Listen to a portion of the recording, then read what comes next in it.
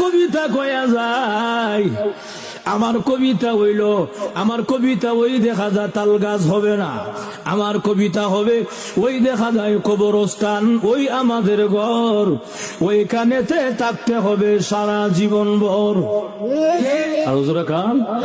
ওই দেখা যায় কবরস্থান, ওই আমাদের ঘর, ওইখানেতে থাকতে হবে সারা জীবন ভর।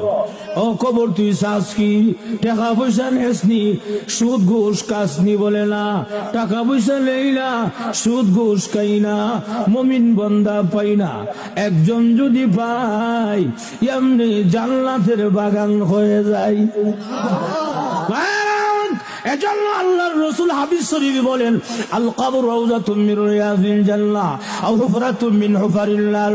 কবরটা কারোর জন্য জাহান্নামের গাড়া হবে, আবার কারোর জন্য জান্নাতের বাগান হবে। আল্লাহর রাসূল বলেন, ঈমান আমল যদি খারাপ হয়, বেনামাজি হয়, তাহলে কবরের মধ্যে বিষাক্ত সাপ দেওয়া হবে ৯৯টা, এক এক ধরনের শাস্তি আরম্ভ হয়ে যাবে। আল্লাহ যদি প্রকান্তর ঈমান আমল ভালো হয়, ৫ ওয়াক্তের নামাজি হয়, এই লোকটাকে কবরের মধ্যে রাখতে দেরি হবে। একজন ঘোষণাকারী ঘোষণা দিবে, ও আলবিসুহু মিনাল জান্নাহ ও আফরিসুহু মিনাল জান্নাহ, আমার বান্দাকে জান্নাতি পোশাকটা পরায়া দে, আমার বান্দাকে জান্নাতি বিছানা বিছায়া দে, এবং কবর থেকে একটা ছিদ্র কইরা দে, জানালা কইরা দে জান্নাত বরাবর, যেন আমার বান্দা কবরে ঘুমায়া ঘুমায়া জান্নাতের আরামায়েশ ভোগ করতে পারে।